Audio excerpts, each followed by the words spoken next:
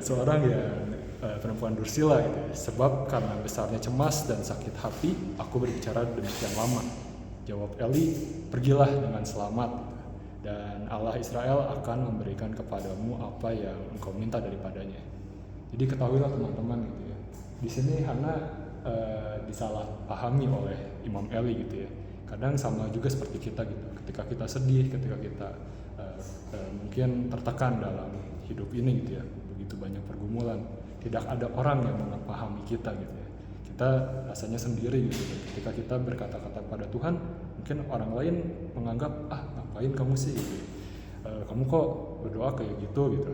Tapi ketahuilah teman-teman bahwa sebenarnya esensi dari doa itu bukan bagusnya kata-kata, melainkan Tuhan sangat mengerti bahasa setiap dari kita gitu teman-teman. Bahkan walaupun mungkin bahasa tetesan air mata gitu ya, Tuhan juga mengetahui gitu, bahkan dalam hati kita gitu, yang sulit mungkin kita ungkapkan dengan kata-kata. Jadi pertama itu teman-teman, ketika kita berdoa kita harus ingat bahwa Tuhan pasti mengerti bahasa kita gitu. Dan selanjutnya kita tahu gitu bahwa Tuhan mengabulkan apa yang Hana doakan. Jadi Tuhan mengingat doa yang kita panjatkan itu. Kita baca lagi ya teman-teman dari 1 Samuel 1 ayat 18 sampai 20. Sesudah itu berkatalah perempuan itu, biarlah hambamu ini mendapat belas kasihan daripadamu. Lalu keluarlah perempuan itu, ia mau makan dan mukanya tidak muram lagi. Dan kita bisa lihat gitu di sini teman-teman, bahwa setelah kita berdoa, setelah kita mencurahkan isi hati kita kepada Tuhan gitu ya, tentang pergumulan kita rasanya ada beban yang sudah terangkat gitu ya. Ada pergumulan yang tadinya tampaknya berat seolah-olah jadi lebih ringan gitu teman-teman. Dan keesokan harinya bangunlah mereka itu pagi-pagi, lalu sujud menyembah di hadapan Tuhan. Kemudian pulanglah mereka ke rumahnya di Rama. Ketika Elkana bersetubuh dengan Hana istrinya, Tuhan ingat kepadanya. Kita bisa garis bawahi di sini, Tuhan ingat kepadanya. Maka setahun kemudian mengandunglah Hana dan melahirkan seorang anak laki-laki. Ia menamai anak itu Samuel, sebab katanya aku telah memintanya daripada Tuhan. Amin. Jadi teman-teman mungkin bisa baca gitu ya, selengkapnya kisah tentang Hana ini di Alkitab di 1 Samuel. Dan di sini yang kita garis bawahi gitu bahwa Tuhan ingat kepadanya. Teman-teman, seberapa dari kita gitu ya, kita ketika berdoa kita mungkin merasa doa kita kok kayak nggak dijawab gitu ya, apa Tuhan udah lupa gitu ya sama doa-doa kita gitu ya. Tapi sebenarnya tidak teman-teman, dari perikop yang kita sudah baca bahwa Tuhan pasti mengingat doa-doa kita gitu. Kita sudah belajar gitu ya bahwa doa memiliki kuasa teman-teman. Selanjutnya kita akan belajar gitu ya bahwa doa ini selain memiliki kuasa gitu ya, tapi juga untuk menjelaskan pandangan kita dengan kehendak Tuhan. Jadi kalau mungkin banyak orang yang bilang ngapain lu doa gitu ya, karena mendingan langsung aja kerjain gitu. Tapi ingat teman-teman bahwa doa memiliki kuasa gitu. Kita lanjut ke poin yang kedua gitu, doa menjelaskan pandangan kita dengan kehendaknya. Nah ini kita belajar dari Tuhan Yesus itu ya, bahwa ketika ia akan diserahkan, ketika ia di Taman Getsemani saat ia akan diserahkan ke tentara Romawi gitu ya, ia pun ketika itu merasa tertekan gitu, merasa sedih dan gusar juga. Mungkin saya boleh minta bantuan Kostik gitu, untuk baca Matius 26 ayat 36 sampai 39 ya. Boleh Kostik bantu? Matius 26 ayat 36 sampai 39. Di sini. Dari atas aja Bang. Maka sampailah. Maka sampailah. Maka sampailah Yesus bersama-sama murid-muridnya ke suatu tempat yang bernama Getsemani. Lalu ia berkata kepada murid-muridnya, duduklah di sini sementara aku pergi ke sana berdoa. Dan ia membawa Petrus dan kedua anak Zebedeus serta rekannya. Maka mulailah ia merasa sedih dan gentar, lalu katanya kepada mereka, hatiku sangat sedih seperti mau mati rasanya. Tinggallah di sini dan berjaga-jagalah dengan aku. Maka ia menurut sedikit lalu sujud dan berdoa, katanya, ya Bapakku, jikalau sekiranya mungkin biarlah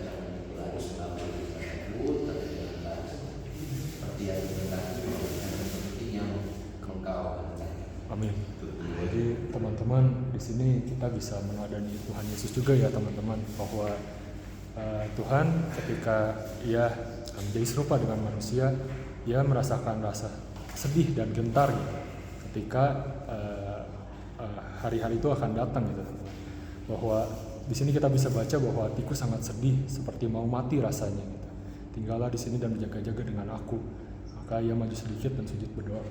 Nah, di sini doa Tuhan Yesus yang bisa kita amati, bahwa Tuhan menyatakan gitu, bahwa Ia sedang sedih, sedang gentar. Tapi kita bisa lihat di akhirnya bahwa janganlah seperti yang kau kehendaki, melainkan seperti yang kau kehendaki. Di sini Tuhan memberikan teladan kepada kita gitu, bahwa teman-teman, ketika kita berdoa, bukanlah kehendak kita yang jadi, melainkan kehendak Tuhan yang jadi. Dan disitulah dimana kita dapat menyelaraskan apa yang menjadi keinginan kita, pandangan kita dengan apa yang menjadi kehendaknya Tuhan. Karena kalau kita tidak menjelaskan pandangan kita dengan kehendak Tuhan gitu ya, melalui doa, kita mungkin akan termakan oleh rasa gentar, rasa sedih, rasa gelisah gitu ya, atas pergumulan-pergumulan yang terjadi dalam kehidupan kita. Jadi di sini salah satu fungsi doa juga untuk menjelaskan pandangan kita dengan pandangan Tuhan dan menyerahkan segala sesuatunya ke dalam kehendaknya.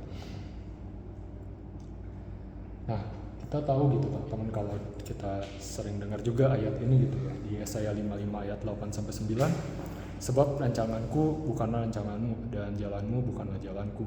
Demikianlah firman Tuhan, seperti tingginya langit dari bumi, demikianlah tingginya jalanku dari jalanmu dan rancanganku dari rancanganmu. Amin. Jadi teman-teman, kita tahu gitu bahwa rancangan Tuhan tuh melebihi apa yang kita pikirkan gitu.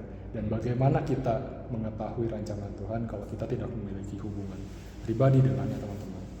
Dan itulah fungsi doa teman-teman, bahwa kita untuk mencapai apa yang Tuhan tahu gitu ya, sama seperti ilustrasi tadi gitu teman-teman. Bagaimana kita tahu curahan hati Tuhan apabila kita tidak membangun relasi yang dekat dengannya melalui doa gitu teman-teman. Nah, mungkin sebagai penutup ya teman-teman, mungkin selama ini ketika kita merasa Tuhan jauh, ketika kita mengalami setiap pergumulan, kita seolah-olah sendiri gitu ya. Tapi kita harus percaya teman-teman, bahwa Tuhan itu tidak pernah jauh dari kita teman-teman. Bahwa Ia itu hanya sejauh doa. Mungkin sekian sharing yang saya sampaikan pada malam hari ini gitu ya. Sebagai pertanyaan diskusi, mungkin di sini ada bagikan pengalaman gitu ya teman-teman terkait dengan kehidupan teman-teman, kehidupan doa teman-teman gitu yang pernah teman-teman alami, dan juga kira-kira rencana apa aja sih yang teman-teman ingin lakukan untuk membangun kehidupan doa yang sehat. Mungkin sekian sharing saya. Terima kasih banyak teman-teman.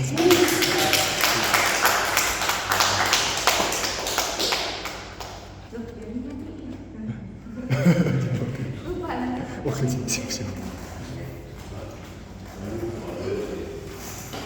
Thank you Mike untuk sharingnya, luar biasa sekali. Wah, gue tiap kali kalau orang sharing gue semangat sih, karena tuh poin-poinnya sangat-sangat bagus, ilustrasinya bagus, poinnya bagus, nyambung. Oke, kita mungkin sebelum sharing mungkin doa dulu kali ya. Mau mulai sharing itu sama ada gitu ya. Oke, kita doa dulu guys ya. Selamat malam Tuhan, terima kasih Bapak untuk firman yang sudah disampaikan oleh saudara kami Michael. Kiranya Tuhan, apapun yang Michael sampaikan itu merupakan kebenaran firman daripada Tuhan. Tuhan, sebentar lagi kami mau mulai sharing dan juga kami mau menikmati berkat daripada-Mu. Kiranya sesi konsul kami dan sesi sharing kami bisa menjadi kekuatan dan berkat bagi satu sama lain. Jadi dalam nama-Mu kami mau mulai sesi sharing kami. Jadi dalam nama-Mu kami telah berdoa. Haleluya. Amin. Oke. Boleh teman-teman, kalau ada yang mau langsung diskusi, mau sharing boleh, nggak perlu ditunjuk, sebelum ditunjuk. Ada yang mau sharing mengenai doa. By the way, ini langsung aja guys, sikat. Terima kasih Pak Gubernur. Thank you.